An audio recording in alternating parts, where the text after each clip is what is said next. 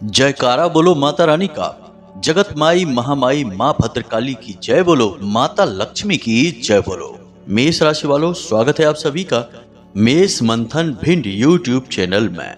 बंधुओं, दीपावली के दिन चुपचाप मंदिर में जाकर दान कर आना, यह एक दिव्य चीज। इस चीज का महत्व इतना अधिक है और यह एक चीज का दान माता लक्ष्मी को इतना अधिक प्रिय है कि पुराणों में स्पष्ट वर्णन मिलता है कि इस एक चीज के दान से माता लक्ष्मी बेहद प्रसन्न होती हैं और दान करने वाले के लिए अपने सारे खजाने खोल देती हैं। जब आप इस दान को करेंगे, उसके बाद आपके जीवन में बहुत सारे चमत्कारी बदलाव होने शुरू हो जाएंगे।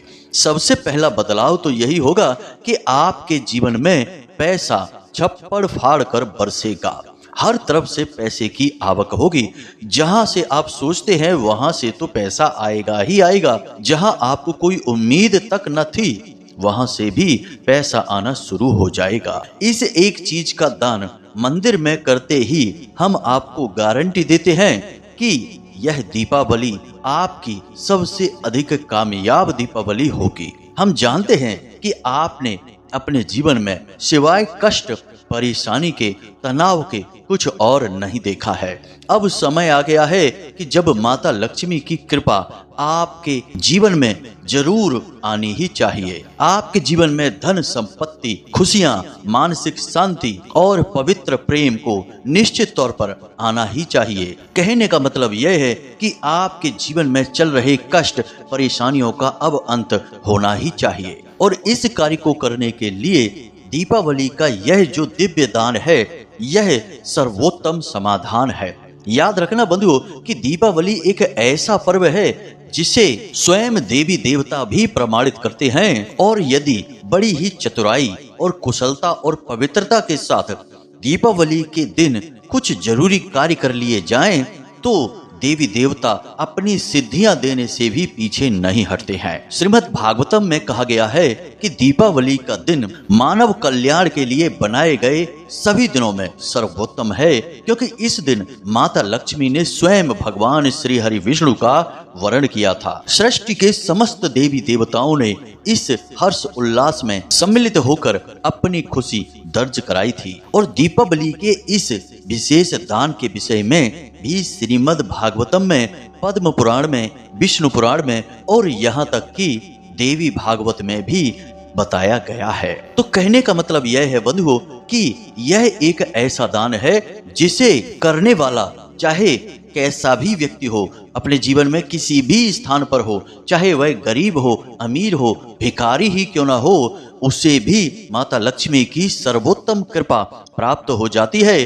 परिस्थितियां चाहे उसके जीवन में कैसी ही क्यों ना बनी हो, धन लक्ष्मी तो उसके जीवन में आती ही आती है। और एक बात याद रखना कि जिसके जीवन में माता लक्ष्मी का आगमन हो गया, तो उनके साथ भगवान श्री हरि विष्णु, भगवान गणेश और माँ सरस्वती भी अवश्य आती ही हैं। और आप समझिए कि जब भगवान गणेश आएंगे तो उनकी पत्नियां रिद्धि और सिद्धि और उनके पुत्र शुभ और लाभ तो आएंगे ही आएंगे। तो फिर उस इंसान के जीवन में किसी भी प्रकार का कष्ट कैसे रहेगा? जब सभी देवी देवता माता लक्ष्मी के साथ साथ आपके घर में प्रवेश कर जाएंगे, तो फिर हर जगह आपकी कार्य सिद्धि होगी ही होगी, हर जगह आपकी विजय होगी ही होगी। समाज में आपके नाम का डंका तो बजेगा ही बजेगा। और काम चाहे आप कोई भी करते हो, चाहे आप एक छोटी सी दुकान के मालिक हो, किसी छोटी सी नौकरी को ही क्यों ना करते हो, अगर एक बार माता लक्ष्मी ने आपके ऊपर कृपा कर दी तो आपको लाखों करोड़ों में खेलते देर नहीं लगेगी। ऐसे हजारों उदाहरण आप अपने आसपास आज के समय में देखते होंगे कि लोग जरा सी चाय की एक छोटी सी दुकान शुरू करके लाखों करोड़ों रुपए कमाने लग जाते हैं। छोटे से छोटे काम को करने वाले भी आज के समय में करोड़पति बन बैठे हैं। बस कहीं ना कहीं से किसी न किसी प्रकार से उनके ऊपर माता रानी की कृपा आ रही है। इसलिए अब हर एक व्यक्ति यह नहीं कर सकता, हर चाय बेचने वाला व्यक्ति करोड़पति नहीं हो सकता, हर रेड़ी लगाने वाला व्यक्ति करोड़ों में नहीं खेल सकता, बड़े व्यापार का मालिक नहीं बन सकता है। अगर माता रानी की कृपा होगी तभी यह हो सकता है। तो बस आज का यह जो कार्यक्रम है ना, यह 100% गारंटी के साथ हम कहते हैं कि जीवन में आपके चमत्कारी बदलाव लेकर आएगा ही आएगा। अब एक और खास बात बंधुओं, हमने यह कार्यक्रम बहुत गहरे अध्ययनों से, ज्योतिषीय आंकलनों से और माता रानी की विशेष अनुभूतियों के आधार पर आपके लिए तैयार किया है। आपको यह कार्यक्रम हमारे कहने से अंत तक अवश्य देखना ही होगा, क्योंकि आप इस कार्यक्रम को अंत तक देखेंगे तभी इसमें बताए गए विशेष उपाय और क्रिया फलित होंगी और उस एक चीज को दान करने का आपको पूर्ण फल प्राप्त होगा। लोग कहते हैं गुरुजी आप सीधे सीधे उसी चीज के बारे में बता दिया करिए, इतना लंबा वीडियो क्यों बनाते हैं। हमें समझ में नहीं आता है कि लोगों को हमेशा ज्ञान हासिल करने में जल्दबाजी क्यों रहती है। एक तरफ तो आपको अपने सारे कष्टों से मुक्ति चाहिए, जीवन में सुख और आनंद चाहिए, और दूसरी तरफ जब आपको कोई ऐसी गहरी बातें बता रहा होता है तो आपको उसमें दिलचस्पी नहीं है। आप बस जल्दबाजी में मुख्य बातें जान लेना चाहते हैं और आगे बढ़ जाना चाहते हैं। तो ऐसा कैसे होगा? जहां गंभीरता नहीं है, जहां धैर्य नहीं है, वहां देवी देवता भी नहीं रह सकते हैं और वहां कल्याण भी नहीं है। जी हाँ बंधुओं, याद रखना कि हम आपके जीवन को बदलने वाला महान ज्ञान आपको देने की कोशिश करते हैं, जो हमारे अनुभवों पर आधारित होता है। हजारों लाखों लोगों के जीवन में हमने परिवर्तन लेकर आए हैं इसी विशेष ज्ञान के आधार पर। हम यहाँ पर आपको मैगी बनाना नहीं सिखा रहे हैं कि 2 मिनट में बनकर तैयार हो जाएगी। अगर आपको 2 मिनट वाली चीजें ही पसंद आती हैं तो उन्हें ही देखिए, उसकी भी कमी नहीं है। YouTube पर भरे पड़े हैं ऐसे ऊट पटांग वीडियो। बस जीवन बदलने के बारे में फिर मत सोचना, जहां पड़े हो वहीं पड़े रहना, जीवन भर वैसे ही कष्ट भोगते रहना और रोते रहना। अब हो सकता है कि आज हमारी ये बातें किसी को थोड़ी सी कड़वी लगें या चुभ भी सकती हैं, लेकिन बंधुओं हम यहाँ किसी के मन को बहलाने के लिए नहीं बैठे हैं। हम यहाँ पर आध्यात्मिकता की, धर्म की, माता रानी की और जीवन में दशा और दिशा बदलने की बातें कर रहे हैं। जिसको अपने जीवन में सचमुच में आध्यात्मिकता लानी है, ईश्वर को लाना है, बदलाव लाना है, सुखी होना है, उसे तो हमारी बातें सब समझ में आ जाएंगी। बाकी मूर्खों का क्या है, वो तो आते जाते रहते हैं, वो किसी के सगे नहीं होते हैं, हमें उनके साथ की भी आवश्यकता नहीं है। तो उम्मीद है बंधुओं कि आपको हमारी बातें समझ में आ रही होंगी। चलिए अब अपने मुख्य विषय को प्रारंभ करते हैं, आज के इस कार्यक्रम को प्रारंभ करते हैं। माता रानी को आभार अवश्य व्यक्त कर देना और कमेंट बॉक्स में पूरे प्रेम से लिख देना जय मां भद्रकाली कृपा करो, साथ ही साथ जय मां लक्ष्मी कृपा करो अवश्य लिख देना। माता रानी आप पर पूर्ण कृपा करेंगी। तो चलिए जल्दी से कार्यक्रम को शुरू करते हैं। बंधुओं अब ध्यान से सुनिए, जैसे धनतेरस का पर्व होता है, लोग सोचते हैं चलिए बाजार जाते हैं, कुछ सामान खरीद लाते हैं, सिक्का खरीद लाते हैं, चांदी का कुछ बर्तन ले आते हैं और मन गया धनतेरस का त्योहार। उसी प्रकार दीपावली का त्योहार आता है तो लोग सोचते हैं कि माता रानी की और गणेश जी की छोटी छोटी मूर्तियां और तस्वीरें लेकर आते हैं और शाम को उनकी आरती कर देते हैं, दीपक जला देते हैं, मन गया दीपावली का त्योहार। थोड़ी बहुत प्रसाद और मिठाइयां इधर उधर बांट देंगे, बच्चे पटाखे चला लेंगे, त्योहार समाप्त हो गया। इस तरीके से सामान्य जन अपना त्योहार मनाते हैं और हर साल मनाते हैं, और दीपावली के पहले और दीपावली के बाद कोई परिवर्तन नहीं आता जीवन में, सब कुछ ज्यों का त्यों रहता है। दीपावली का त्योहार केवल एक औपचारिकता मात्र रहता है कि भैया त्योहार आ गया है, हमने मना लिया, सब मना रहे थे, अब हमारे जीवन में क्या इसका कोई फर्क पड़ रहा है, नहीं पड़ रहा है, कुछ नहीं मालूम है। यह एक अंधी दौड़ है और सभी इसी में भागे जा रहे हैं। कोई किसी भी तीज त्योहार के महत्व को नहीं समझ रहा है, दिव्य शक्तियों की जरूरतों को नहीं समझ रहा है, बस एक दूसरे को देखा देखी फॉलो करने में लगे हुए हैं। अब ध्यान से सुनिए, धनतेरस का त्योहार और दीपावली का त्योहार हर एक हिंदू के लिए सर्वश्रेष्ठ त्योहार हैं। इन्हें त्योहार कहने से ज्यादा हर एक इंसान की जरूरत कहा जाए तो ज्यादा सही होगा। अब धनतेरस का त्योहार क्यों मनाते हैं? भगवान धन्वंतरी समुद्र मंथन के बाद प्रकट हुए थे इसी दिन। अपने हाथ में अमृत कलश लेकर आयुर्वेद का ग्रंथ लेकर आए थे, साथ ही साथ कुछ जड़ी बूटियां भी लेकर आए थे। तो अब ऐसे में भगवान धन्वंतरी की पूजा पाठ करना तो दूर, लोग उनके बारे में कुछ जानना समझना भी नहीं चाहते हैं। बस ये सीख लिया है कि बाजार चलते हैं और कुछ खरीद लाते हैं। अपने लिए कपड़े खरीद लिए, घर के लिए सामान खरीद लिया, कुछ बर्तन खरीद लिए, कुछ सिक्के वगैरह खरीद लिए, लो मन गया धन्वंतरी का त्योहार।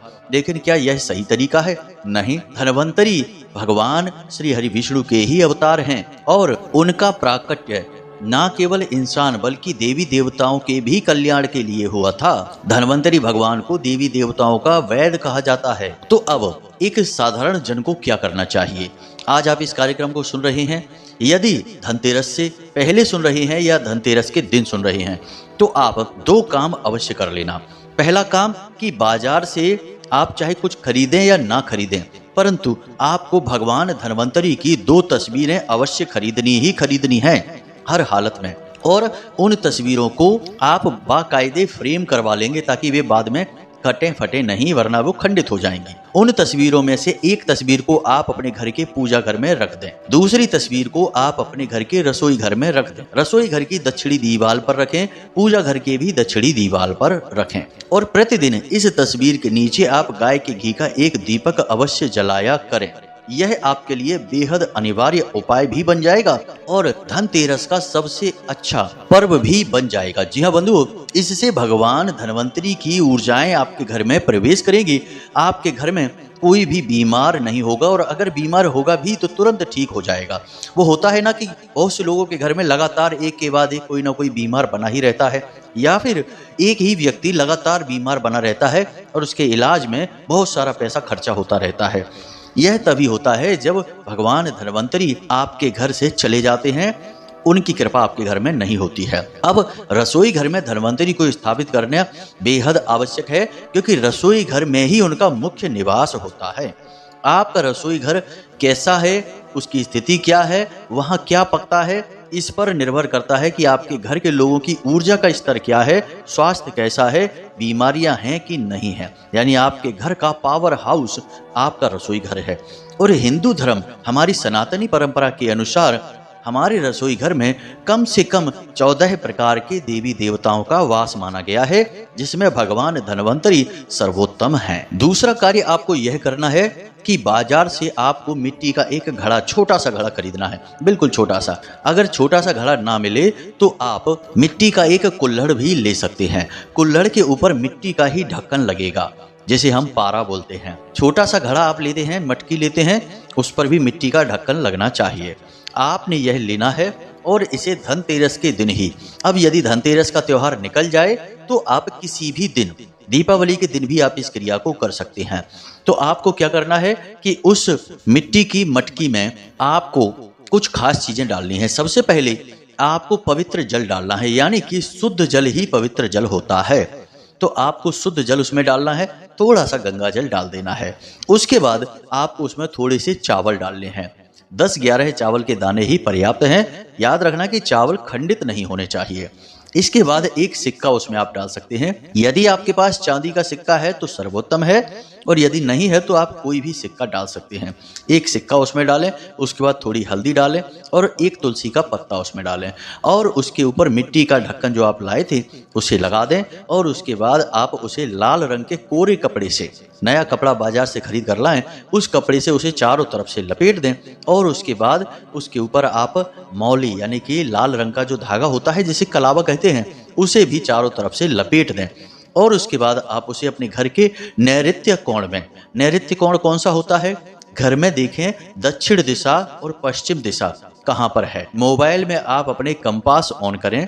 अगर कंपास नहीं है तो आप मोबाइल में डाउनलोड कर लें कोई भी कंपास ऐप, जिससे आपको यह पता चल जाएगा कि सटीक पश्चिम दिशा कहाँ है, सटीक दक्षिण दिशा कहाँ है। दिशाओं में अक्सर लोग गलतियां कर जाते हैं क्योंकि मकान थोड़े तिरछे होते हैं। आप छत पर भी जाकर देखेंगे तो देखेंगे कि आपके घर में सूर्य देवता थोड़े से कोने पर निकलते हैं, वही पूर्व दिशा है। तो आपने ठीक पश्चिम दिशा और दक्षिण दिशा के बीचों बीच बनने वाले कोने को नैऋत्य कोण कहा जाता है। नैऋति यानी कि माता लक्ष्मी, उन्हीं का दूसरा नाम है और उन्हीं के लिए यह कोना बना हुआ है। आपको नैऋत्य कोण में इस पात्र को मिट्टी के नीचे दबा देना है। अब यदि आपका घर कच्चा है तब तो अच्छी बात है, आप आराम से इसे दबा देंगे, एक गड्ढा खोदेंगे और वहां पर इसे दबा देंगे। अब यदि आपका घर कच्चा नहीं है या आप दूसरी मंजिल पर रहते हैं तो टेंशन की बात नहीं है, बाजार से एक गमला लेकर आइए। गमला प्लास्टिक का नहीं होना चाहिए, सीमेंट वगैरह का होना चाहिए। उस गमले में आप ताजी मिट्टी भरिए और उसके बाद आप उस मिट्टी में इसे दबा दीजिए। इस कुल्हड़ को या छोटा मटका आपने लिया, छोटी मटकी ली है, इसे आप उसमें दबा दीजिए और ऊपर से भी मिट्टी डालकर अच्छी तरह से ढक देना है। अब उसमें आपको कुछ भी बोना नहीं है, बस उसे खाली रखना है, खाली मटका, खाली गमला रखना है और उसे आप उसी नैऋत्य कोण में ठीक बीचों बीच रख दें। उसके साथ कोई छेड़छाड़ नहीं करनी है, कोई पूजा पाठ नहीं करना है, कुछ भी नहीं करना है। यह असल में स्थापना है। सबसे पहली स्थापना शुक्र देव की है, क्योंकि जो कच्ची मिट्टी होती है वह शुक्र का सूचक होती है। दूसरी स्थापना मंगल की है, यानी कि जो आपने मटकी या कुल्हड़ लिया है तो पकी हुई मिट्टी जो होती है वह मंगल का सूचक होती है। इसी के साथ जल जो देवता हैं वो आपके धन आगमन के सूचक होते हैं। उसी के साथ साथ चावल है, सिक्का है, तुलसी माता है, गंगा जल है, ये सारी पवित्र ऊर्जाएं हैं और ये सारी ऊर्जाएं माता लक्ष्मी की सूचक हैं। हल्दी भी आपने डाली है, माता लक्ष्मी को आकर्षित करने का काम करती हैं। हम भूल गए आपको बताना कि इसमें आपको एक इलायची भी डालनी है। अब आपने ये सारी चीज़ें डाली, ये सारी चीज़ें माता लक्ष्मी के स्थापन के लिए, यानी आपने अपने घर में शुक्र की स्थापना की है, माता लक्ष्मी की स्थापना कर ली है और यह बहुत आवश्यक है। लोग अक्सर यह कहते हैं कि गुरुजी हम पैसा तो कमा लेते हैं लेकिन पैसा रुकता नहीं है घर में, एक हाथ आता है और दूसरे हाथ निकल जाता है, कितनी ही कोशिश करें पैसा बचता ही नहीं है। तो ऐसे लोगों के लिए यह बहुत अच्छा समाधान है। पैसा आएगा भी और आपके घर में रुकेगा भी। आप अगर खर्च कर भी देंगे तो फिर कहीं ना कहीं से आने की व्यवस्था बन जाएगी। इसी के साथ साथ कुछ लोग यह कहते हैं कि गुरुजी हमारा काम धंधा व्यापार लगातार धीमा होता चला जा रहा है, व्यापार लगातार डूबता चला जा रहा है। ऐसे लोगों के लिए भी यह अच्छा उपाय है, क्योंकि आपने अपने घर में माता लक्ष्मी की स्थापना कर दी है और जब आपने यह कर दिया तो माता लक्ष्मी तो आएगी ही आएगी। आमदनी आप देखेंगे कि दूसरे दिन से ही आपकी बढ़नी शुरू हो जाएगी। यह बहुत ही शक्तिशाली उपाय क्रिया है, इसे आप जरूर कर लेना और दीपावली के दिन तो हर हालत में कर ही लेना, चूकना मत बंधुओं। हम आपको बता रहे हैं ये क्रियाएं सचमुच में कार्य करती हैं, सैकड़ों हजारों लोगों पर कार्य करी हैं, तभी आपको हम बता रहे हैं। दूसरा कि अगर आप दीपावली का दिन चूक जाते हैं तो उसके बाद फिर पूरा 1 साल लगेगा आपको फिर से इस क्रिया को करने में, यानी कि बहुत लंबा इंतजार आपको करना पड़ेगा। अब ध्यान से सुनिए, हम आपको बताने जा रहे हैं इस एक चीज के विषय में जिसे आपको दीपावली के दिन मंदिर में जाकर दान अवश्य कर ही देना चाहिए। इससे माता लक्ष्मी की स्पष्ट कृपा आपके जीवन में आएगी ही आएगी। तो ध्यान से सुनिए, माता रानी के किसी भी मंदिर में यदि कोई इंसान छत्र का दान करता है तो उसके जीवन में 100% माता की कृपा आती ही आती है। इसी प्रकार श्रृंगार का सामान जैसे लाल हरी चूड़ियां, साड़ी, सिंदूर, कुमकुम, बिंदी, जो भी कुछ आप पर बन पड़ता है, यह श्रृंगार का सामान आप अवश्य दीपावली के दिन मंदिर में दान कर ही देना। और सबसे बड़ी बात, नमक की एक थैली और हो सके तो एक घंटी। घंटी चाहे कैसी भी हो, बड़ी हो छोटी हो, कैसी भी हो। हमारे हिंदू धर्म में, सनातनी परंपरा में छत्र दान करना और घंटी दान करना बहुत प्राचीन परंपरा है और लोग अपने बड़े बड़े मनोरथ सिद्ध करने के लिए इन चीजों का दान किया करते थे। इसीलिए आपने अक्सर देखा होगा कि मंदिरों में आप जाएंगे तो आपको कई कई घंटे, बड़े बड़े या फिर छोटी छोटी घंटियां मंदिर में लटकी दिखाई देती हैं। वे अक्सर दान की होती हैं। लोग अपनी अपनी इच्छा और सामर्थ्य के अनुसार इन्हें दान करते हैं। तो आपको क्या करना है, ध्यान से समझिए। दीपावली के दिन आपको बाजार जाना है, बाजार से एक छत्र खरीदना है। पूजा की दुकान पर जाएंगे जहां पूजा पाठ का सामान बिकता है, वहां आप एक छत्र खरीदेंगे। अब हो सकता है कि छत्र आपको ना मिले, क्योंकि छत्र बहुत महंगा भी पड़ता है, सोने और चांदी का होता है। लेकिन आजकल फाइबर के और लकड़ी के और पुट्ठे के बने हुए भी आने लगे हैं, कार्डबोर्ड वगैरह के। तो अगर आपको मिल जाता है तो सर्वोत्तम है, और यदि नहीं मिलता है तो आप एक छोटा सा सिंहासन खरीदें जिसके ऊपर छत्र बनाया गया हो। बहुत से ऐसे सिंहासन आते हैं जिन पर की छत्र बनाया जाता है। आप वह सिंहासन खरीदें माता रानी के नाम से। दूसरा कि माता रानी की श्रृंगार की संपूर्ण सामग्री अपनी तरफ से खरीदें। आप बाजार में जो बना हुआ पैकेट आता है उसे ना खरीदें, उसमें घटिया क्वालिटी की चीज़ें होती हैं। आप अच्छा सामान खरीदिए, क्योंकि आप माता रानी को दान कर रहे हैं। जिनके लिए पूरी दुनिया तरस रही है, आप उन्हें कुछ देने की कोशिश कर रहे हैं, तो कम से कम आप ऐसा तो दीजिए जिसे आप स्वयं भी प्रयोग कर सकें। सिंदूर अच्छी क्वालिटी का रखना है, चूड़ियाँ अच्छी वाली रखनी है, साड़ी अच्छी रखनी है। चुनरी दान मत करिए, चुनरी जरा सी 2-5 रुपए की आप दान कर देंगे, यह ठीक नहीं है। क्या आप उस चुनरी को अपने पास रखेंगे? कोई भी नहीं रखेगा। फिर आप ऐसी चीज़ भगवान को दान क्यों करते हैं? हमने कई बार ऐसा देखा कि बहुत से लोग अखंड ज्योति जलाते हैं और उसमें 200 रुपए वाला, 200 रुपए किलो वाला घी लाकर जलाते हैं, और उस घी के डिब्बे पर ही लिखा रहता है कि यह खाने के लिए नहीं है, केवल दीपक जलाने के लिए है। तो आप समझिए कि जिस घी को आप नहीं खा सकते, उस घी से आप अपनी अखंड ज्योति जला रहे हैं। कितना बड़ा पाप कर रहे हैं। इससे तो अच्छा आप तिल का तेल जला लीजिए या सरसों के तेल से जला लीजिए। ऐसा मूर्खतापूर्ण कार्य कभी नहीं करना चाहिए। भगवान को हम वह दें जो हमारी नज़र में हमारी क्षमताओं के अनुसार श्रेष्ठ हो। फिर भगवान से हम वो मांगें जो कि भगवान की तरफ से श्रेष्ठ हो। हम भगवान को अपनी तरफ से घटिया चीजें देंगे तो भगवान भी तो हमें फिर वैसा ही देंगे। यह तो प्रकृति का विधान है कि हम जो देते हैं वही हमें मिलता है। तो आप थोड़ी सी अपने मन पर मजबूती करिए। त्योहार के समय पर वैसे भी बहुत सारी फिजूल खर्चियां होती ही हैं, आप इसको भी करके अवश्य देखिए। यह फिजूल खर्ची नहीं है, यह आपका सर्वोत्तम खर्चा होगा। आपने एक सिंहासन लेना है, माता रानी की श्रृंगार का सामान लेना है, अच्छा सामान लेना है, अपनी क्षमता के अनुसार जो आपको अच्छा लगे वह लेना है, और इसी के साथ नमक की एक थैली लेनी है, और एक घंटी छोटी सी आप ले लें जिसे आप मंदिर में ही टांग सकें, और वह घंटी अक्सर बजे ऐसे स्थान पर आप टांगें। बस इतना सा आपको सामान लेना है, और इसे आप दीपावली के दिन पूरे भाव के साथ मंदिर में दान कर आइए। याद रखना बंधुओं कि यह दान बहुत ही शक्तिशाली दान है। छत्र क्या है? माता रानी के सिर के ऊपर की गई छाया है, इसी को तो छत्र कहते हैं। इसी के साथ साथ घंटी क्या है? माता रानी के आवाहन और स्वागत में बजाई गई घंटी है। और नमक स्वयं माता लक्ष्मी का स्वरूप है, माता लक्ष्मी का साक्षात स्वरूप माना जाता है। इसीलिए हमारे सनातनी परंपरा में कहा जाता है कि नमक कभी किसी को मांगने से भी नहीं दिया जाता है, देना भी नहीं चाहिए, वरना आपकी लक्ष्मी आपसे रूठ कर चली जाती है। तो नमक का दान हो गया। और माता रानी के श्रृंगार का, जब आप दीपावली पर अपने लिए नए वस्त्र खरीदेंगे, अपने बच्चों के लिए नए वस्त्र खरीदेंगे, तो माता रानी को क्यों नहीं नए वस्त्र? तो आप माता रानी को श्रृंगार भी दे रहे हैं।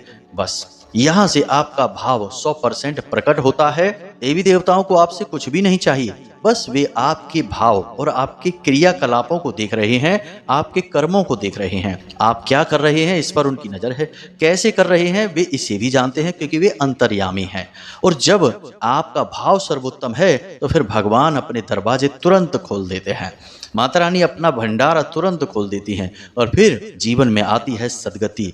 और जब माता रानी प्रवेश करती है जीवन में, तो कई बार हमने ऐसा देखा है कि किसी एक व्यक्ति के द्वारा किए गए पुण्य कर्म आगे कई पीढ़ियों तक चले जाते हैं। जी हाँ बंधु, हमारे यहाँ एक देसी कहावत ऐसी कही जाती है कि बाढ़े पूत पिता के धर्मा, यानी कि पिता ने जो धर्म किया उसके धर्म के प्रभाव से उसके बच्चों तक का लालन पालन हो जाता है। तो आप जो कार्य आज करेंगे और माता रानी की कृपा को मेहनत करके अपने जीवन में लेकर आएंगे, वह आपकी कई पीढ़ियों तक जा सकती है। तो देवी देवता वैसे इतनी आसानी से किसी पर कृपा करते नहीं हैं, लेकिन एक बार जब कृपा करनी शुरू हो गई तो फिर जीवन पर्यंत माता रानी की छाया में ही आपका गुजरेगा, और आपकी आने वाली पीढ़ियां भी सुधर जाएंगी, उनका भी जीवन सुखमयी हो जाएगा। जी हाँ बंधु, हमने सारी बातें आपको स्पष्ट तौर पर विस्तार से समझाकर बताई हैं। अब बाकी जो आप नियमित पूजा पाठ अपना करेंगे उसे तो आप करते ही रहिए, सभी लोग करेंगे। आपने भी पिछले कई दिवालियों में पूजा पाठ की है ही, तो बस वैसे ही कर डालना। बस ये जो 2 काम आपने नहीं किए हैं पिछली दिवालियों में, उसे आप इस दिवाली पर कर डालिए, और फिर देखिए कि यह दिवाली आपके जीवन में कैसे बदलाव लेकर आती है। लिख कर रख लेना हमारी बात, आपका जीवन 100% बदलेगा ही बदलेगा। जी हाँ बंधुओं, तो उम्मीद है कि सारी बातें आपको समझ में आ गई हैं। कुछ यदि हमारी बातें आपको अच्छी न लगी हो, थोड़ी चुभ गई हो, तो इसके लिए हम आपसे क्षमा प्रार्थी हैं। हम आपके दिल को नहीं दुखाना चाहते, हम तो केवल आपके हृदय में बैठे हुए जो थोड़े बहुत दोष हैं उन्हें मिटाने के लिए थोड़ी सी सख्ती दिखाते हैं। तो चलिए बंधु, आज के इस कार्यक्रम को यहीं पर समाप्त करते हैं। हमेशा हंसते रहिए, मुस्कुराते रहिए, सकारात्मक रहिए और भगवान के दरबार में, मंदिर में दिन में एक बार तो हो आइए, क्योंकि आपका उद्धार भी वहीं से होना है। चलिए मिलते हैं अगले ज्ञानवर्धक कार्यक्रम में। प्रेम से बोलिए जय माई की, जय माँ भद्रकाली। माता रानी आपका कल्याण करेंगी। धन्यवाद।